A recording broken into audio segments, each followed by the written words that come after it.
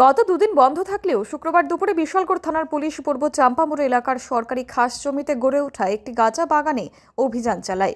থানার ওসি বিজয় দাসের নেতৃত্বে বিশাল পুলিশ বাহিনী এবং টিএসআর জওয়ানরা রাজীব ক্লাব সংলগ্ন এলাকায় হানা দেয় এবং বিভিন্ন প্লটে থাকা প্রায় 5,000 গাঁজা গাছ ধ্বংস করা হয়।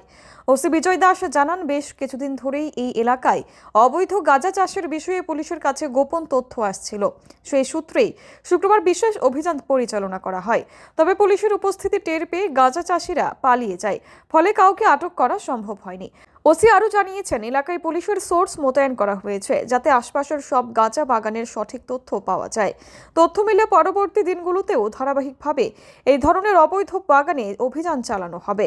স্যার, আজকে আমরা গোপন সংবাদের ভিত্তিতে বিশালগড় থানাধীন পূর্ব চাম্পামুড়া আর রাজীব কলোনি এরিয়ায় প্রায় আমরা 7-8টি প্লট গাঁজা বাগান আমরা চিহ্নিত করি এবং সবগুলি প্লট আজকে আমরা এগুলা ধ্বংস করা হয়।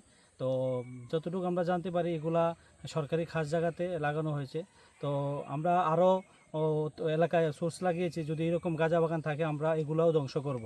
তো আমরা আগামী গত দিনও আপনারা দেখেছেন আমরা বিশালগড় থানা আন্ডারে যতগুলা গাঁজা বাগান আছে আমরা ধ্বংস করেছি এবং এখনও যেখানে যেখানে গাঁজা বাগান আছে আমরা এগুলা চিহ্নিত করে এগুলা ধ্বংস করছি। তারই অঙ্গ হিসাবে আজকে আমরা পূর্ব চাম্পামুড়া এলাকাতে আমরা প্রায় 60টি প্লটে 5,000 গাঁজা গাছ আমরা ধ্বংস করি। এভাবেই আমাদের অভিযান জারি থাকবে আগামী দিনেও। Bureau report, PV north east.